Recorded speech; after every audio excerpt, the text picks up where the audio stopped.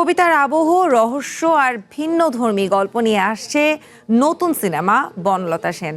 ঈদে মুক্তির অপেক্ষায় থাকা ছবিটির পোস্টার প্রকাশের পর থেকেই বাড়ছে দর্শকের কৌতূহল।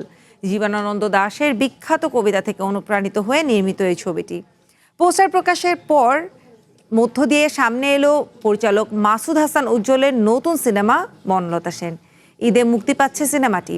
পরিচালকের ভাষ্য, গল্পর প্রয়োজনেই দীর্ঘ ৮ মাস ধরে সিনেমার শুটিং হয়েছে। জীবনানন্দ দাশের বিখ্যাত কবিতা থেকে অনুপ্রাণিত হয়ে নির্মিত এই ছবিকে তিনি কবির প্রতি এক ধরনের শ্রদ্ধার্ঘ বলেও উল্লেখ করেন।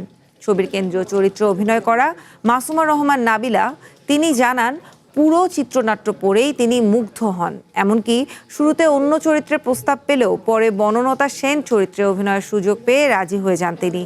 নাবিলার দাবি, পরিচালক খুব বড় ক্যানভাসে কাজ করেছেন এবং দর্শক সিনেমাটি দেখলে সেটি অনুভব করতে পারবেন। সরকারি অনুদানে নির্মিত এই ছবিতে আরও অভিনয় করেছেন খায়রুল বাশার, সোহেল মণ্ডল, প্রিয়ন্ত উর্বি সহ আরও অনেকে।